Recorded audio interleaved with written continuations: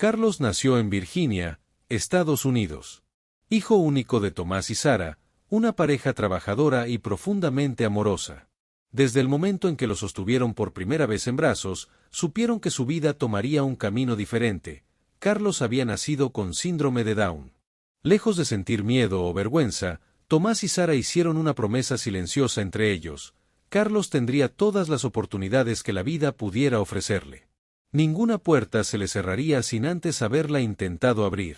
Durante su infancia, Carlos fue un niño alegre, observador, muy afectuoso, pero también determinado. Aprendió a hablar con un poco de retraso, sí, pero una vez que comenzó, no paraba de hacer preguntas. Era curioso, inquieto, soñador. Mientras otros dudaban de su capacidad, sus padres creían firmemente en él. Tomás, un mecánico con alma de filósofo, solía decirle cada noche antes de dormir: «Los límites los pones tú, hijo. No dejes que nadie decida hasta dónde puedes llegar». Sara, amorosa y firme, lo acompañaba a cada reunión escolar, defendía su derecho a aprender, y nunca permitió que lo subestimaran. Contra todas las expectativas, Carlos no solo completó la escuela. Ingresó a la Universidad de Virginia para estudiar empresariales. Fue un camino duro. Hubo miradas, burlas, profesores que no sabían cómo tratarlo. Pero también hubo amigos que lo admiraban, y mentores que veían en él algo distinto. Una mezcla de bondad, inteligencia emocional y una capacidad inquebrantable para no rendirse. Y así, tras años de esfuerzo, noches largas y desafíos enormes, Carlos obtuvo su título universitario. El día de su graduación, con toga, birrete y lágrimas en los ojos, buscó a sus padres entre la multitud. Y al encontrarlos, solo dijo una palabra: «Gracias». Durante su adolescencia, Carlos descubrió algo que marcaría su vida para siempre: su pasión por ayudar a los demás. En el instituto, se ofreció como voluntario para ayudar a compañeros con dificultades académicas. Aunque muchos pensaban que él sería el que necesitaría apoyo, terminó siendo un ejemplo de paciencia y empatía. Una tarde, uno de sus profesores lo llamó aparte y le dijo: «Carlos, tienes algo que no se enseña en ningún aula, sabes escuchar con el corazón». Ese día, Carlos empezó a creer que tenía un propósito mayor. Ya en la Universidad de Virginia, uno de los momentos más duros y más formativos llegó en segundo año. Un grupo de estudiantes se burló de él durante una exposición grupal. Se rieron de su forma de hablar y lo ignoraron como si no fuera parte del equipo. Carlos, visiblemente herido, se encerró en su habitación y estuvo a punto de dejar la carrera. Pero fue entonces cuando encontró una carta escrita por su madre que ella había escondido en uno de sus libros. La carta decía: «Si algún día sientes que no puedes más, recuerda esto: nadie tiene derecho a decidir lo que vales. Lo que haces con el dolor es lo que te define. Estamos orgullosos de ti, siempre». Al día siguiente, Carlos volvió a clase, pidió hablar al frente del aula, y con voz firme, aunque le temblaban las manos, dijo: «Tengo síndrome de Down, pero eso no me hace menos capaz. Lo que me hace fuerte es que estoy aquí, todos los días, dando lo mejor de mí». La sala quedó en silencio. Desde ese momento, muchos lo empezaron a mirar con otros ojos. Carlos no solo terminó la carrera, fue elegido representante estudiantil de su facultad. La adolescencia de Carlos fue un periodo de descubrimiento, lucha y pequeñas grandes victorias. A los 13 años, mientras otros chicos competían por popularidad, Carlos luchaba por algo mucho más esencial: ser visto. En los pasillos de la escuela, muchos lo ignoraban. Algunos lo miraban con lástima, otros con condescendencia. Pero él siempre respondía con una sonrisa. No por debilidad, sino por convicción. Carlos había aprendido algo que muchos adultos todavía no sabían. La dignidad no se defiende con gritos, sino con presencia. Un momento lo marcó profundamente. En una clase de economía básica, la profesora propuso un ejercicio de emprendimiento. Cada grupo debía crear un pequeño negocio ficticio. A Carlos nadie lo quiso en su grupo. Se quedó solo, en la última fila del aula, con una hoja en blanco, pero no con la mente vacía. Con una mezcla de imaginación y lógica que sorprendió a todos, presentó un proyecto llamado Café Abrazo, una cafetería inclusiva, atendida por personas con discapacidad, donde el cliente recibía, con su pedido, un abrazo gratis. La clase entera quedó en silencio. La profesora se levantó y, con lágrimas en los ojos, dijo: «Carlos, tú no solo hiciste un negocio, hiciste humanidad». Ese día fue el primero en que lo aplaudieron de pie. Desde entonces, muchos comenzaron a buscarlo no por compasión, sino por respeto. Se convirtió en tutor de alumnos de grados menores, participó en la organización de eventos escolares y, sin darse cuenta, comenzó a ejercer liderazgo de la manera más pura, con el ejemplo. El día que Carlos recibió su título universitario fue uno de los más felices de su vida. Con el birrete en la cabeza y el diploma en las manos, miró al público y encontró a sus padres entre lágrimas. Sara no paraba de sonreír. Tomás, que no era de llorar, tenía los ojos rojos como nunca antes. En ese momento, Carlos no pensó en los años difíciles, ni en las burlas, ni en las noches sin dormir. Pensó en la promesa que les había hecho a sus padres cuando tenía 15 años. Algún día, voy a trabajar en una oficina importante. Y ustedes van a venir a verme como si fuera una estrella. Y ese algún día estaba por empezar. Con su título bajo el brazo y una carta de recomendación de uno de sus profesores más respetados, Carlos comenzó a buscar trabajo. Tocó puertas, asistió a entrevistas, y aunque muchas veces no lo tomaban en serio por su condición, él nunca bajó la cabeza. Finalmente, una gran empresa del sector servicios, reconocida por su tamaño y prestigio, le dio una oportunidad. Un puesto administrativo básico, jornada parcial. Poco para algunos. Todo para él. Desde el primer día, Carlos llegó antes que nadie y se fue después de todos. Saludaba con una sonrisa a cada compañero, recordaba nombres, fechas de cumpleaños, y poco a poco fue convirtiéndose en alguien imposible de ignorar. Su atención al detalle, su capacidad para resolver conflictos y su habilidad para escuchar sin juzgar hicieron que varios departamentos comenzaran a pedir que él estuviera en sus equipos. Pero no todos lo veían igual. Algunos gerentes lo consideraban solo una buena acción de la empresa. Uno de ellos llegó a decir, sin saber que Carlos lo escuchaba: «No está mal tenerlo aquí, queda bien para la imagen de inclusión». Carlos no dijo nada. Solo se fue en silencio. Pero ese día, algo dentro de él cambió. Aunque Carlos se esforzaba cada día por dar lo mejor de sí, no todos estaban dispuestos a reconocerlo. Algunos compañeros, especialmente los más jóvenes y ambiciosos, lo miraban con burla apenas disimulada. En la sala de descanso, en los pasillos, incluso durante reuniones, corrían comentarios susurrados, pero hirientes. ¿Cómo llegó este hasta aquí? Seguro lo contrataron por lástima. ¿Te imaginas que uno como él llegue a jefe? Por favor. Carlos los escuchaba. Siempre lo hacía. No porque quisiera, sino porque sabía que no lo iban a respetar en voz alta. Las verdaderas opiniones aparecían cuando creían que él no estaba prestando atención. Volvía a casa con una sonrisa cansada, tratando de no preocupar a sus padres. Pero en su habitación, cuando nadie lo veía, la lucha era otra, contra las dudas, la tristeza, y ese pensamiento que a veces le susurraba en la oscuridad. ¿Y si tienen razón? Aún así, cada mañana, Carlos se levantaba, se ponía su camisa bien planchada, su corbata azul favorita, y se repetía frente al espejo: «Tú perteneces. Te lo ganaste. No estás aquí por compasión». Y entonces salía, dispuesto a conquistar un día más. El desprecio silencioso comenzó a volverse más evidente. Carlos seguía cumpliendo con cada tarea a tiempo, incluso ayudando a compañeros que lo despreciaban, pero los comentarios hirientes ya no eran susurrados, ahora eran chistes disfrazados de humor. En una reunión de equipo, un supervisor bromeó delante de todos: «Bueno, si hasta Carlos pudo hacer ese informe, cualquiera puede». Hubo risas. Carlos sonrió, como siempre.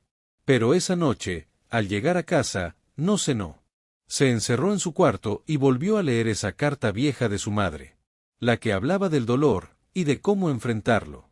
Tomás lo encontró sentado en el suelo, con los ojos perdidos. «¿Estás bien, hijo?» Carlos lo miró, respiró hondo, y respondió: «Papá, creo que me equivoqué. Creo que este mundo no es para mí». Tomás se sentó junto a él. Le puso la mano en el hombro y le dijo: «Este mundo necesita más personas como tú. El problema es que no lo sabe aún». Al día siguiente, Carlos volvió a la oficina como siempre. Con puntualidad. Con respeto. Con su camisa bien planchada. Pero algo en él empezaba a apagarse. Aún así, fue ganándose la confianza de algunos. Una analista de recursos humanos empezó a notar que, cada vez que había tensión en el equipo, Carlos era quien mediaba. Cuando alguien llegaba mal a la oficina, él era el primero en ofrecer una palabra de aliento. Y cuando un proyecto se estaba retrasando, Carlos propuso una solución sencilla que ahorró tiempo y dinero. Pero nunca le dieron crédito. El mérito siempre fue de otro. Hasta que un día, en una reunión importante, Carlos pidió la palabra. Iba a presentar una idea que había preparado durante semanas. Pero antes de que terminara la primera frase, uno de los gerentes lo interrumpió. «Carlos, esto es una reunión seria, ¿sí? Deja que hablen los que entienden». Nadie lo defendió. Carlos guardó sus papeles. Asintió en silencio. Y por primera vez, pensó en renunciar. Un día gris, como tantos otros, Carlos fue llamado a la oficina del gerente. Entró con la misma humildad y esperanza que siempre, pero esa vez la mirada de su jefe no tenía el brillo de antes. Sin preámbulos, el gerente habló con frialdad. «Carlos, debido a una reestructuración, tenemos que reducir personal. Lamentablemente, tu puesto ha sido eliminado». Carlos sintió que el mundo se detenía. Intentó preguntar si había alguna otra opción, si podía trasladarse a otro departamento, si podía mejorar, sí, pero la respuesta fue un simple y seco: «La decisión es definitiva». Cuando salió de la oficina, sus compañeros apenas levantaron la vista. Nadie dijo nada. Nadie se despidió. Carlos caminó por los pasillos una última vez, sintiendo como cada paso pesaba más que el anterior. El eco de sus propios pensamientos retumbaba en su cabeza. ¿Por qué? ¿Por qué a mí? Nunca supo que el CEO de la empresa no estaba enterado de su despido. Nunca supo que, en otra sala, ese mismo CEO estaba discutiendo con otros directivos sobre cómo mejorar la inclusión y la diversidad, sin darse cuenta de que acababan de dejar ir a alguien que podía cambiar todo. Después del despido, Carlos pasó un mes en casa, sumido en la tristeza y la incertidumbre. Se levantaba solo para comer y volvía a su habitación, donde la oscuridad parecía más cómoda que la luz.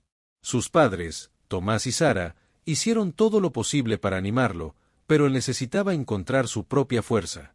Un día, Alba, una antigua compañera y amiga, lo visitó con una noticia que cambió todo. «Carlos, sé que esto es difícil, pero tienes que saber la verdad. El acoso, las burlas, todo estaba planeado. El CEO de la empresa te tenía entre ceja y ceja desde el principio. Contrató a un grupo dentro para hacerte la vida imposible, porque temía lo que podrías lograr». Carlos se quedó en silencio. El dolor se mezcló con la rabia y la determinación. Esa misma noche, se miró al espejo y se dijo: «No voy a dejar que me destruyan. Esto no es el final, es solo el comienzo». Al día siguiente, Carlos empezó a buscar trabajo con una nueva energía. Revisó ofertas, envió currículums, habló con antiguos profesores y contactos de la universidad. Sabía que merecía una oportunidad verdadera. Solo una semana después, recibió una llamada inesperada.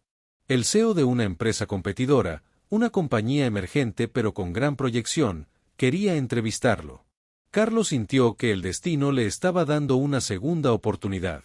Preparó su mejor discurso, se vistió con su camisa azul favorita, y se presentó listo para demostrar que no solo era capaz, sino que estaba destinado a liderar.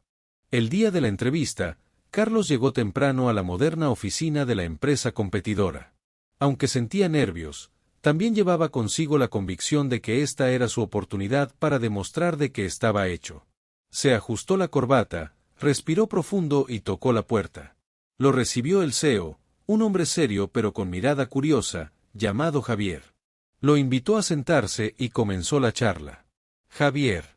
Carlos, he leído tu currículum y me impresiona tu formación, pero quiero saber algo más importante. ¿Qué te motiva a seguir adelante después de lo que has vivido?» Carlos tomó aire, miró fijamente a Javier y respondió con firmeza: «Señor Javier, Lo que me motiva es la oportunidad de demostrar que las personas no son lo que otros creen de ellas. Que las limitaciones que otros ven en nosotros son solo el reflejo de sus propios miedos.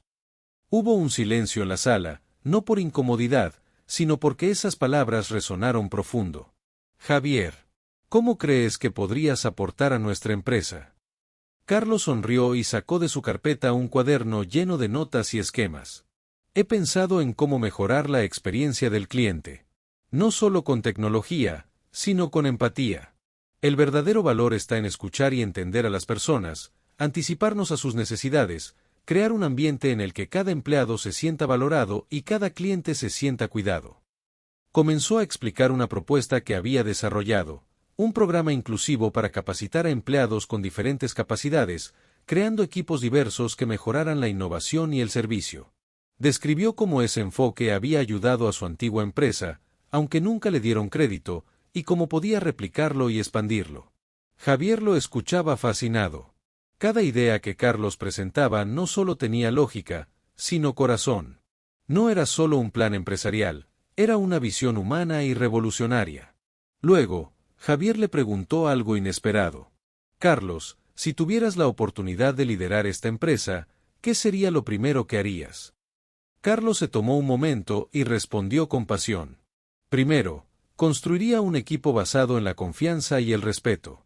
La diversidad no es solo una palabra para adornar la misión, es la fuerza que mueve el futuro. Y segundo, invertiría en cada persona, en su crecimiento personal y profesional. Porque cuando crece el equipo, crece la empresa. La entrevista duró más de 2 horas. Hablaron de desafíos, de liderazgo, de sueños y de cómo transformar una empresa desde dentro. Javier se levantó al final y, con una sonrisa sincera, le dijo: Carlos, no solo tienes el conocimiento que necesitamos, sino la actitud que nos inspira. Me encantaría que te unas a nosotros, no como un empleado más, sino como un líder. Carlos sintió que se le erizaba la piel. No solo había conseguido un trabajo, había ganado una batalla que parecía imposible. Lo que Carlos no sabía en ese momento era que su historia estaba a punto de inspirar a miles. Porque esa entrevista no solo fue un encuentro profesional, fue el punto de partida de un cambio profundo en el mundo empresarial. Después de esa entrevista que cambió su vida, Carlos entró a la nueva empresa con una mezcla de humildad y determinación. No era solo un trabajo para él, era la oportunidad de demostrar que las barreras solo existen cuando dejamos que existan. Desde su primer día, Carlos se enfocó en entender cada rincón de la empresa, los procesos, las personas, las debilidades y las fortalezas. No tardó en notar que, aunque la empresa tenía talento, había un problema fundamental. Falta de conexión real entre los equipos y poca inclusión en la toma de decisiones. Carlos propuso un programa innovador llamado Inclusión y Empatía como motor de éxito.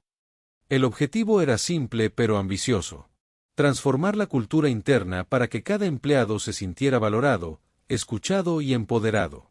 Organizó talleres donde no solo se hablaba de diversidad, sino que se practicaba dinámicas que permitían a cada persona compartir sus desafíos, sus ideas y sus sueños. Para muchos, fue una experiencia reveladora. Pero Carlos no se quedó ahí. Sabía que la innovación debía ir de la mano con resultados tangibles. Así que propuso un plan para mejorar la atención al cliente que combinaba tecnología con calidez humana. Creó equipos multidisciplinarios, mezclando jóvenes talentos con empleados experimentados y personas con distintas capacidades y antecedentes. Cada equipo tenía autonomía para proponer soluciones, y Carlos supervisaba personalmente los avances. Los resultados no tardaron en llegar. La satisfacción del cliente empezó a subir, las quejas bajaron y la empresa ganó varios contratos importantes. Pero lo más importante, el ambiente de trabajo cambió radicalmente. Los empleados estaban más motivados, más comprometidos. El CEO, impresionado por el impacto, empezó a delegar más responsabilidades en Carlos. Lo nombró jefe de innovación y más tarde director de operaciones. En cada rol, Carlos aplicó su estilo único, liderazgo con empatía, escucha activa y visión estratégica. A medida que pasaban los años, Carlos demostró que la verdadera fuerza de una empresa está en su gente. Durante una crisis económica inesperada, mientras otros recortaban personal y reducían presupuestos, Carlos propuso invertir en capacitación y bienestar emocional. Fue una apuesta arriesgada, pero efectiva. La empresa no solo sobrevivió, sino que salió fortalecida. Su crecimiento fue imparable. Carlos lideró la expansión hacia nuevos mercados, modernizó la tecnología y creó alianzas estratégicas que posicionaron a la empresa como líder del sector. Su historia, de hombre con síndrome de Down que fue despedido injustamente y ahora lideraba una compañía competitiva, empezó a inspirar a toda la industria. Finalmente, el consejo directivo decidió dar el paso más audaz, nombrar a Carlos como CEO. Una decisión que sorprendió a muchos, pero que fue celebrada por todos los que conocían su trabajo y dedicación. Como CEO, Carlos implementó políticas de inclusión como norma, transformó la cultura corporativa y llevó a la empresa a cifras récord de crecimiento. Hoy, Carlos no solo es un líder empresarial exitoso, sino un símbolo de esperanza y perseverancia. Demostró que las limitaciones están en la mente, y que la verdadera grandeza se alcanza cuando creemos en nosotros mismos y en el poder de la diversidad. Su historia se convirtió en ejemplo para miles de personas en el mundo, y su nombre, Carlos, resuena como inspiración para quienes luchan por un lugar en el mundo. Escena final: el discurso de Carlos en la conferencia anual de líderes empresariales. El auditorio está lleno. Luces tenues, caras expectantes, cámaras enfocadas. Carlos sube al escenario. Lleva su habitual camisa azul, la misma que ha vestido en tantos momentos decisivos de su vida. Con voz firme pero cálida, comienza. Cuando era joven, muchas personas dijeron que no podría lograrlo. Que con mi síndrome de Down no tenía un lugar en el mundo empresarial. Fui despedido injustamente, y sentí que todo estaba perdido. Pero aprendí algo muy importante. Las barreras más grandes no están afuera, sino adentro de cada uno. El verdadero límite es rendirse. Yo decidí no rendirme. Decidí que mis sueños valían más que sus dudas. Que mi valor no depende de lo que otros piensen, sino de lo que yo sé que puedo hacer. Hoy, lideró una empresa que es ejemplo de inclusión y éxito. Pero más que un título o un cargo. Mi mayor logro es inspirar a otros a no renunciar nunca. Si estás viendo esto y alguna vez alguien te hizo sentir menos, quiero que sepas, eres capaz, eres valioso, y tienes un lugar en este mundo. No importa lo que digan.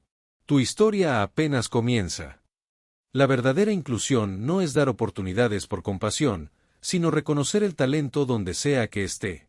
Carlos nos enseñó que con perseverancia y corazón, no hay límites para lo que podemos lograr.